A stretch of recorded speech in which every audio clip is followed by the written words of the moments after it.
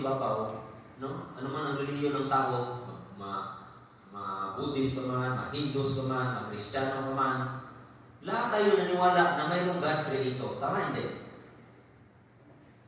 Ikaw bro, naniwala ka bro na mayroong God Creator? Di ba? Naniwala ka.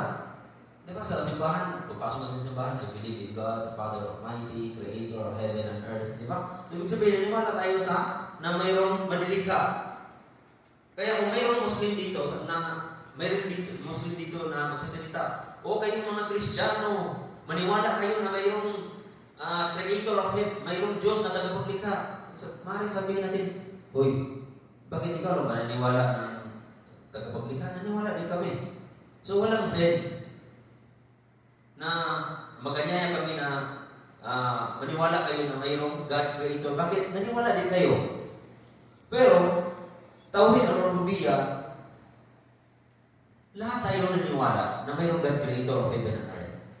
Pero dito sa pangalawang uri ng tauhid o kaisahan sa ating dakilang tagapaglikha ay tinatawag na tauhid al-uluhiyya o tauhid al-ibadah. Ibig sabihin, kaisahan sa pagsamba sa Kanya. So, sa lahat ng relihiyon, dito tayo nagka-iba-iba. Dito sa tinatawag ng tauhid al-uluhiyya o tauhid al-ibadah. Bakit? Ang mga Hindus naniwala na mayroong God Creator of heaven and earth. Ngunit, yung kanilang pagsamba ay saan inaalay? Doon ba sa God Creator? Hindi. Doon sa baka, yung mag-ihip ng baka, yung nagano'n na sa mukha, nag-pray sila kay Vishnu, kay Shiva, kay Krishna. Napakarami. Kung tatanungin mo yung Hindus, ilan yung gods nyo? Milyon. Kaya kung mag-search ka ng God sa Hinduism, makikita mo yung mayroong mga kalahati, hayop, mga leon o elipante, kalahati tao, mayroong ilong, tao siya, pero ang ilong niya, elipante. Ganun yung kanilang mga Diyos, yung kanilang dinadasalan. Sa kabila na mayroong naniwala sila sa God, Creator of heaven and earth, ngunit yung kanilang pagsamba ay doon sa mga Diyos-Diyosan.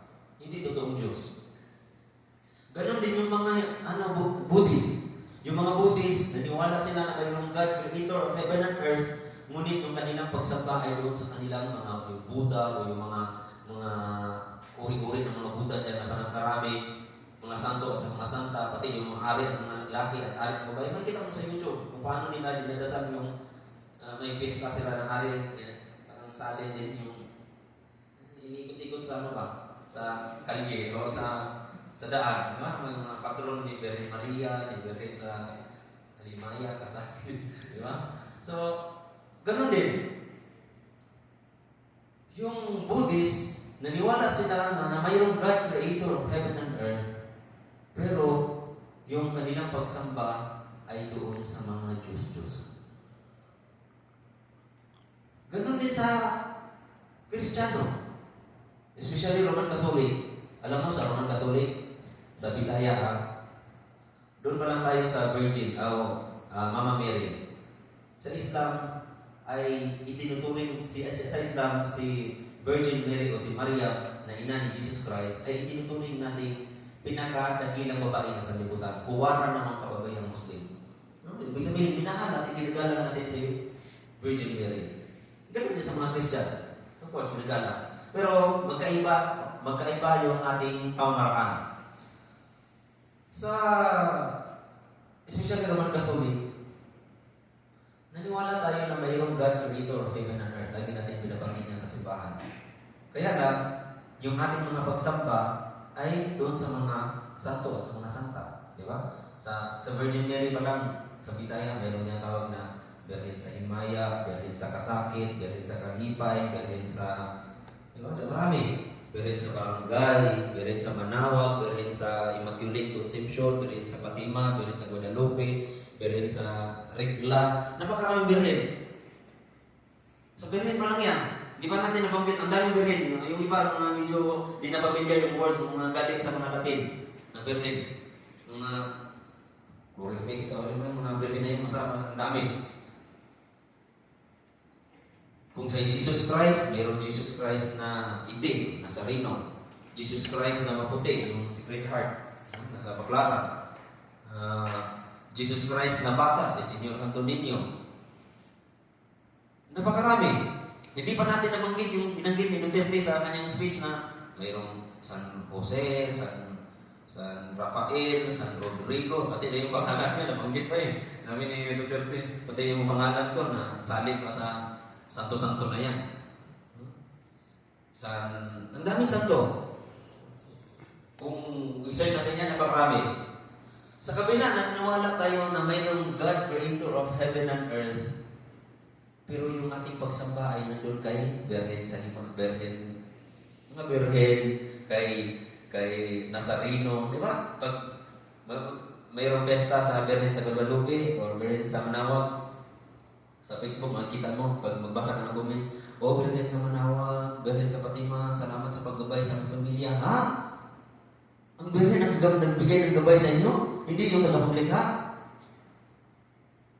Dito tayo nagkaiba. Bakit kami mga Muslim, kung kami ay niwala na mayroong God, Creator of heaven and earth, ang aming pagsamba ay doon din sa God, Creator of heaven and earth, at hindi doon sa mga peke Diyos-Diyosan na yan.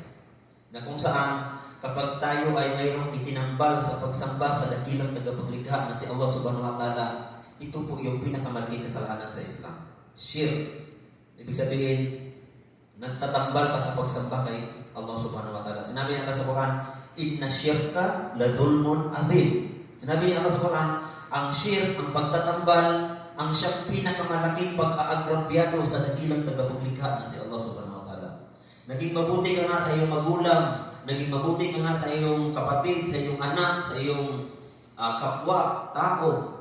Ngunit hindi ka naging mabuti sa dakilang tagapaglikha. Bakit? Itinambal mo siya sa mga peking Diyos-Diyosan na yan.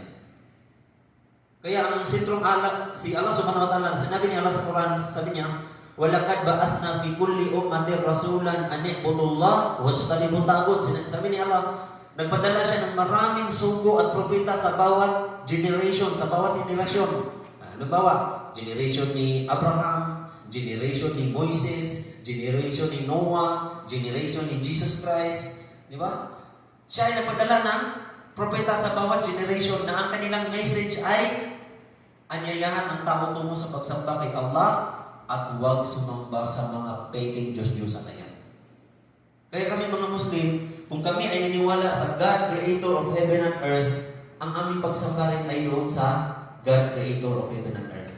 Na kung saan ang ibang relihiyon, maliban sa Islam, naniwala sila na mayroong God, Creator of heaven and earth, pero yung kanilang pagsamba ay doon kay mga peking Diyos-Diyosan.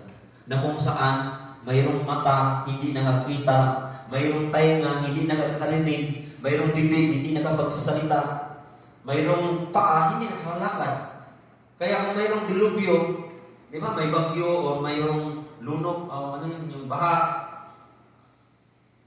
instead na tayo yung ililigtas ng mga Diyos na ito, sila yung nililigtas natin. Hindi mo nakita sa mga news, pag mayroong mga baha, mga lindol, instead na tayo yung ililigtas, sila yung nililigtas.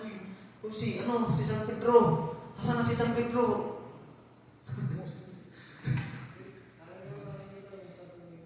Santo Niño, sana naputol na yung ulo ni Santo Niño. Paano na to? Paparusahan tayo nito. Diba? So, ibig sabihin, naniwala tayo sa God Creator, pero itinambal natin ito sa mga peking Diyos-Diyosan na ito. Na kung saan ito yung pinakamalaking kasalanan sa Islam. Sinabi niya sa Quran, Inna Allaha la yaghfiru ay yushraka bihi wa yaghfiru ma duna dhalika liman yasha. Sinabi ni Allah, katotohanan, hindi pinatawad ni Allah, hindi papatawarin ni Allah ang sinumang nagtambal sa kanya, nag-shirk. Ibig sabihin, naniwala ka sa dakilang tagapaglikha, pero yung pagsamba mo ay doon sa mga rebulto na yan, ito ay walang kapatawaran ni Allah Subhanahu wa Ta'ala sa kabilang buhay, sa araw ng pag-upo. Kung ang isang tao ay nabawian ng buhay, na kung saan siya ay nagtambal kay Allah, ang kanyang kasalanan ay walang kapatawaran. Ang shirk na kasalanan ay walang kapatawaran.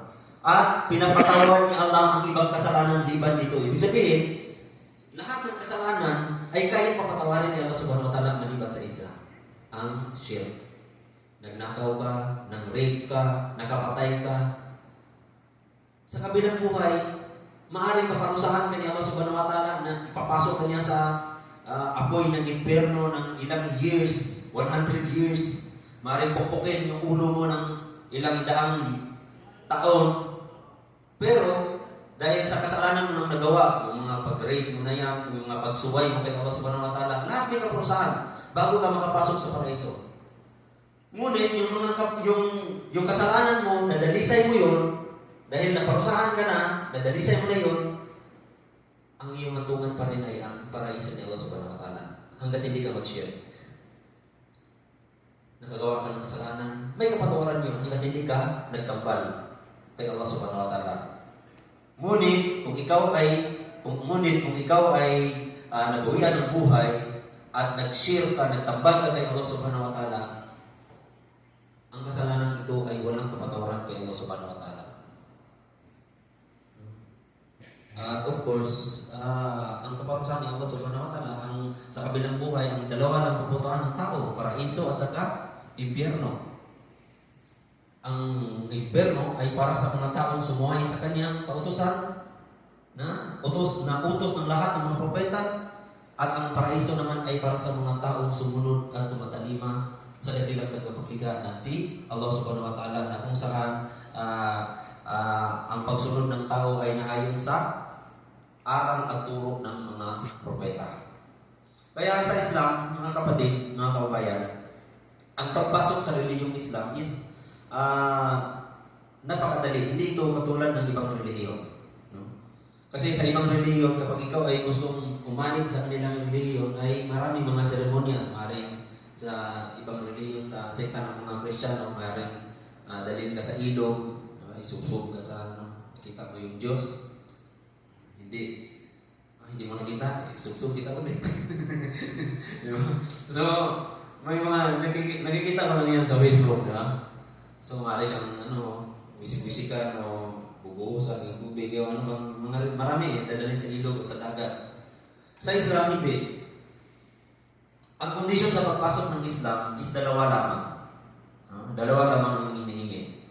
Ang unang kondisyon ay tinatawag sa wikang Arabic na nafyu, di ba?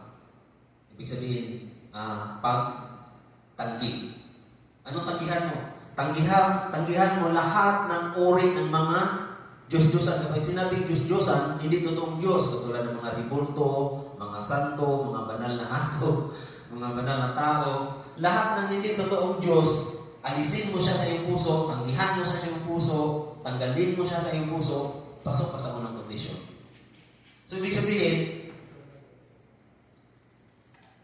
ang Islam ay nagtuturo na huwag kang sumamba sa mga fake Diyos-Diyosan na yan. Ang isang relihiyon ba na nagsasabi na, bro, huwag kang sumamba sa mga hindi totoong Diyos. Masama ba yun? Ha? Hindi. Di ba? Hindi. Ang masama yung nagtuturo na pagsamba sa mga hindi totoong Diyos. Yun yung masama. Ang Islam nagtuturo na huwag kang sumamba sa mga fake Diyos-Diyosan. Ito ay walang saysa, walang halaga, walang pakinabang sa iyo. So, ang unang kondisyon sa pagpasok sa Islam ay kailangan itakwil mo ang lahat ng hindi totoong Diyos, mga fake Diyos-Diyosan. Kaya kapag ang isang tao ay kaya niyang alisin sa kanyang puso ang lahat ng uri ng mga fake Diyos-Diyosan na yan, ay pasok ka sa unang kondisyon. Pangalawang kondisyon, tinawag sa wikang Arabic na ithbat.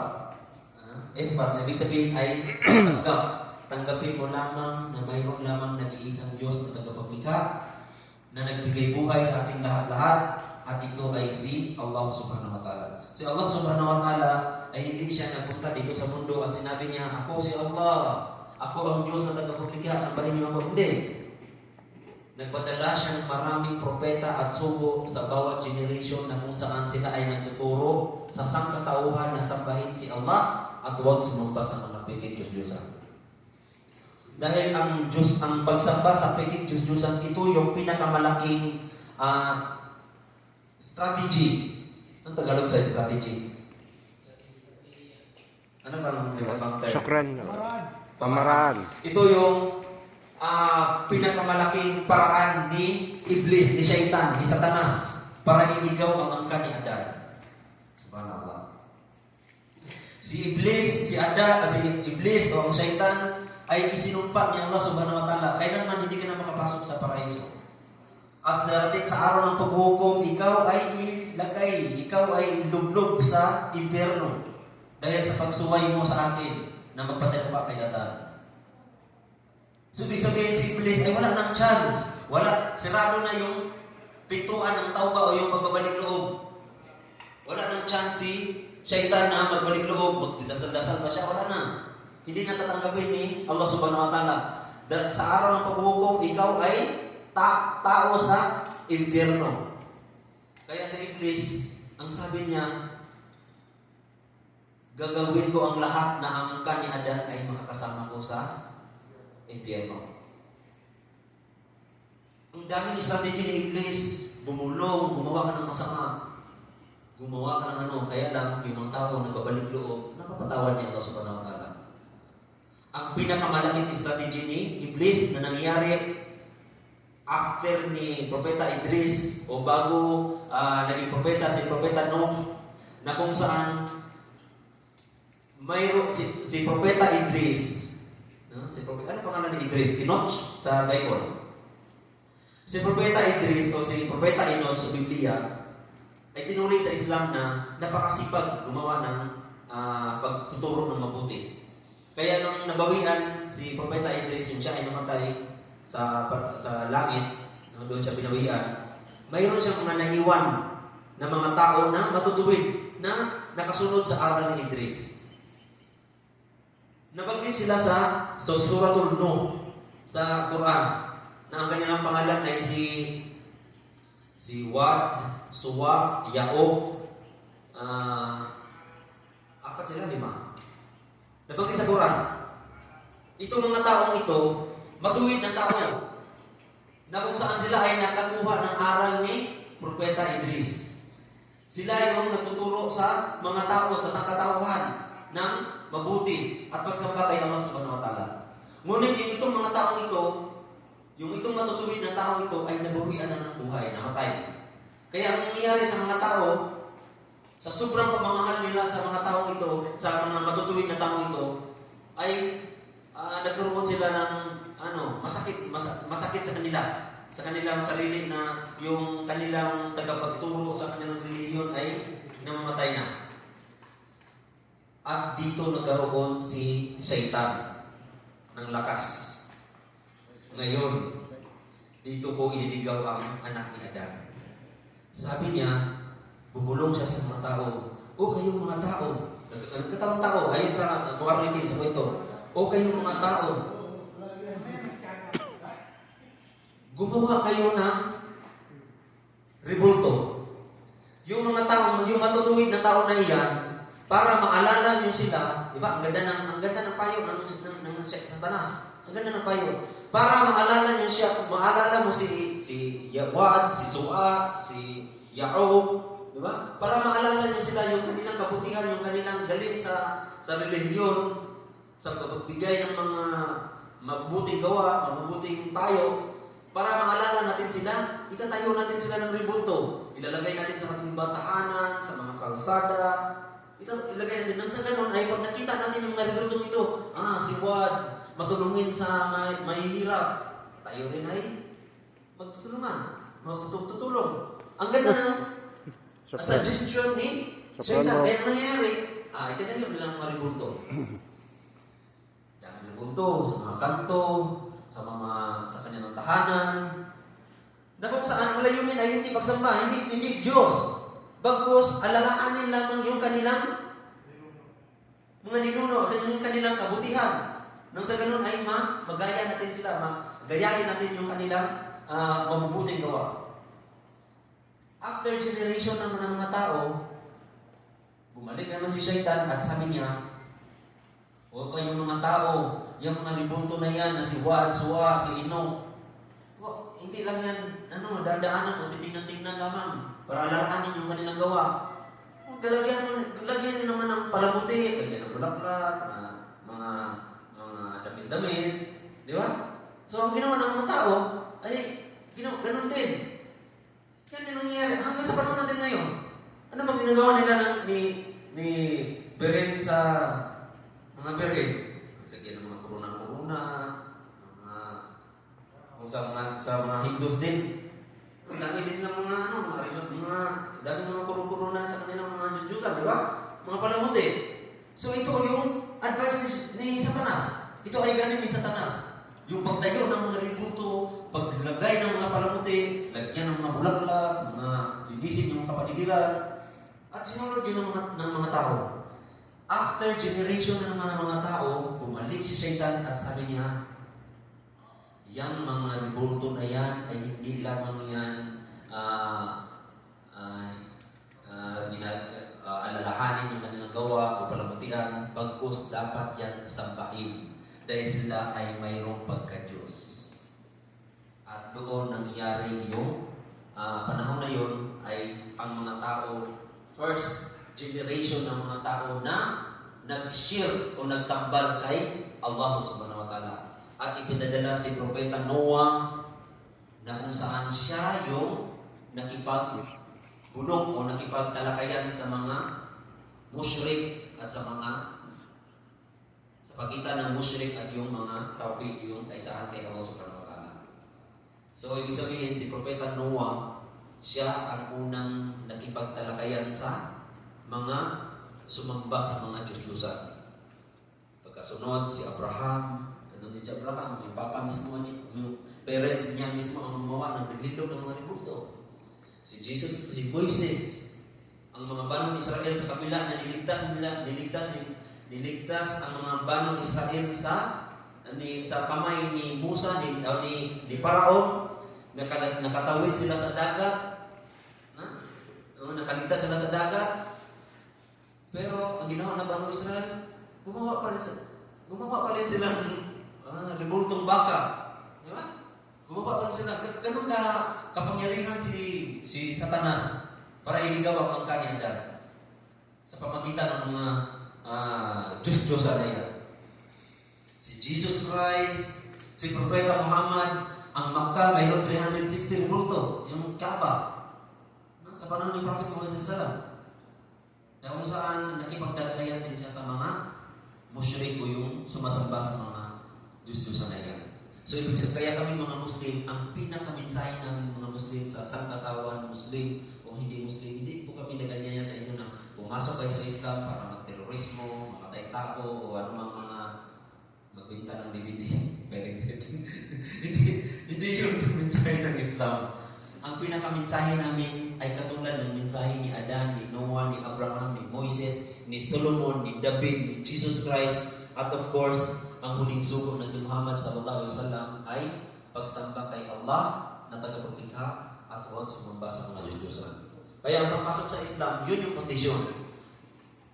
Alisin mo siya sa iyong puso, yung mga peking Diyos-Diyosan na yan, at tanggapin mo lamang na mayroon lamang nag-isang Diyos na tagapaglikha, at ito ay si Allah subhanahu wa ta'ala. Na kung saan, mayroon lamang itong babanggitin na wikang Arabic na ibig sabihin ay Ashhadu an la ilaha illallah wa ashhadu anna Muhammad Rasulullah wa ashhadu anna Isa Abdullahi wa Rasuluh. Ibig sabihin, ako sumasaksi na walang ibang Diyos na dapat sabayin maliban ng Allah, at ako sumasaksi na si Muhammad ay sugo ng Allah, at ako'y sumasaksi na si Jesus Christ. Dahil tayong mga Kristiyano ay naniwala na si Jesus Christ ay Diyos, anak ng Diyos o Diyos na nagkataong tao. Ngunit sa Islam ay mamahalin natin siya, gagalangin natin siya, hindi bilang Diyos, bagkus siya ay isa sa pinakadakilang propeta ni Allah subhanahu wa ta'ala. So sa pamagitan ng pabanggit na yun, ay ganun ang kadali, Muslim ka na. Kaya ang tanong ko sa inyo, wala tayong pa-premium eh. Si Amir kasi hindi nag-prepare. Salamat sa nung nabigyan ito. Ano pa-premium? Ano pa gusto pa-premium? Salamat. Kaya ang tanong ko sa inyo, unang tanong. Baka mayroon kayong katanungan, ako na magtatanong. Mayroon kayong tanong? Paglilinaw. Kahit tanong. Nandiyan si Ustad, magsagot. Di ba? Nandiyan si Ustad. Masyaallah. Si Ustad. Si Si Engineer Ehsan, mashallah. Meron kayong katanungan? Baka may gusto niyong tanong. O ako na lang magtanong. Unang tanong. Kaya niyo bang alisin sa inyong puso ang mga Diyos-Diyosan? Kaya? Masya Allah! Takbir! Allahu Akbar! Di ba? Kaya! Bakit hindi kaya? Anong sense? Nasumamba tayo sa mga bigay Diyos-Diyosan. Ito ay pagliligaw. Ito ay pinakamalaking strategy ni Satanas. Wallahi, totoo. Hindi kami nagsisinungaling. At hindi kami selfish para ito ay ipagkait. Itong pagsasalita namin tungkol sa Islam, bakit magano pa kami? Gagawin pa namin ito, makapagod. Pero ito ay obligasyon namin at pagmamahal namin sa inyo ay ginawa namin ito para malaman ninyo ang katotohanan. So, ang alisin natin yung mga peking Diyos-Diyosan, hindi ito masama. Bagkus ito ay nakakabuti sa atin. Dahil ito ay pinakamalaking babala sa simula pa sa unang tao na si Adam hanggang sa huling propeta na si Propeta Moses Salam. Naniwala kayo kay Jesus Christ. Si Jesus Christ nagbabala na huwag kang sumamba sa mga peking Diyos-Diyosan. Nagsasabi tayo ay mga Kristiyano, pero hindi natin nasunod yung utos ni Jesus Christ. Si Jesus Christ nagsasabi na sambahin ang nag-isang tagapaglikha, ngunit ang ating sisamba ay iba. Maraming aral sa mga Kristiyana, walang dalil o walang katibayan sa kanilang Biblia. Pinanganak ng December 25, mayroong 3 hari nagsigalaw. Kwentong biro ito bro, hindi, walang dalil, walang katibayan. Mayroong 3 hari na si Baltasar Karpar. Wala na yun sa Biblia. December 25, pinanganak, mayroong magkanta sa simbahan. Mary is born child Jesus Christ. Long time ago in Bethlehem, the Bible says Jesus Christ was born on Christmas Day. Diba? Kantayo, kalibahan. Ang Biblia daw ay nagsasabi na si Jesus Christ daw ay pinanganak noong December 25. Magbubulag ka sa Biblia. Wala. Kwentong barbero. Mayroong pumita na star daw sinunod ng mga 3 hari kasi hari Baltasar. Sino yung Baltasar? Gaspar. Sino yan sila? Mayroong bang Melchor pa. Ito ay si Jesus Christ ay Aramaic, di ba? Semitic language ng Arabic. Aramaic din ang mga pangalan na ito. Ito gagawa lang ng mga Europeans. Di ba? Ito ay kasinungalingan. So, yun yung unang tanong ko sa inyo. Kaya nyo bang tanggalin yung peking Diyos-Diyosan na yan? Kaya. Di ba? Pangalawang tanong. Kaya nyo bang tanggapin na mayroon lamang nag-iisang Diyos na tagapaglikha? At ito ay si Allah Subhanahu wa Ta'ala, na kung saan si Allah Subhanahu wa Ta'ala, ito ay Diyos ni Adam, Diyos ni Moises, Diyos ni Noah, Diyos ni Abraham, ni Jesus Christ, ni David, at of course, ang huling propeta na si Propeta Moses Salam. Kaya? Masya Allah. So, dahil kung kaya, dapat saksihan natin yun. Dahil walang sense yung salita na wala sa gawa. So, para saksihan natin yun, ay banggitin natin yung wikang Arabic. At i-translate natin dito sa Tagalog. So, ang gawin nyo na lamang ay repeat after me. Okay? Sa pamagitan doon ay yakapin namin kayo at welcome sa Islam. Inshallah. So, tayo. Tayo lahat. Inshallah. Ayan. So, itaas yung kamay. So, repeat after me, okay? Ashhadu an la ilaha illallah wa ashhadu anna Muhammadan Rasulullah wa ashhadu anna Isa Abdullahi wa Rasuluh.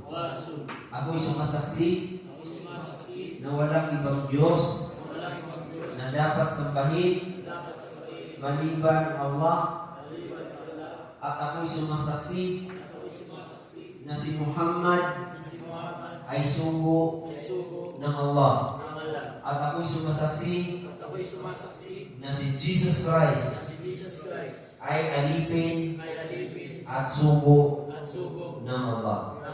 Takbir! Allahu Akbar!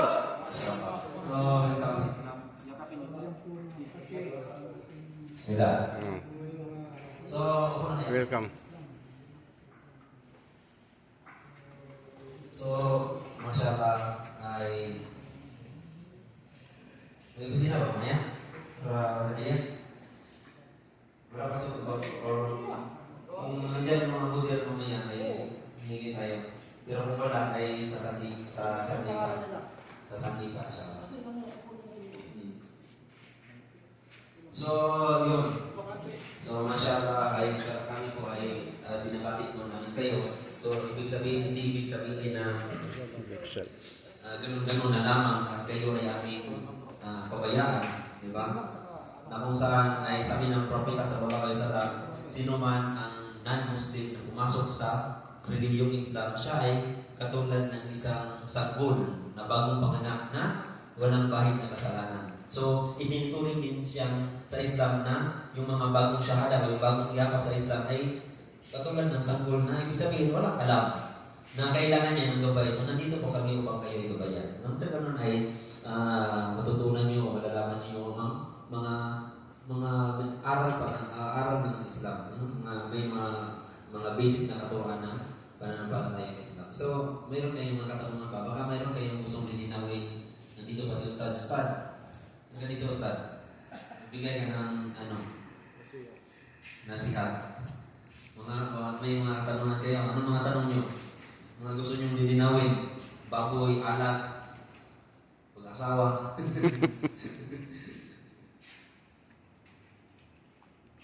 Dali siya, Ustad.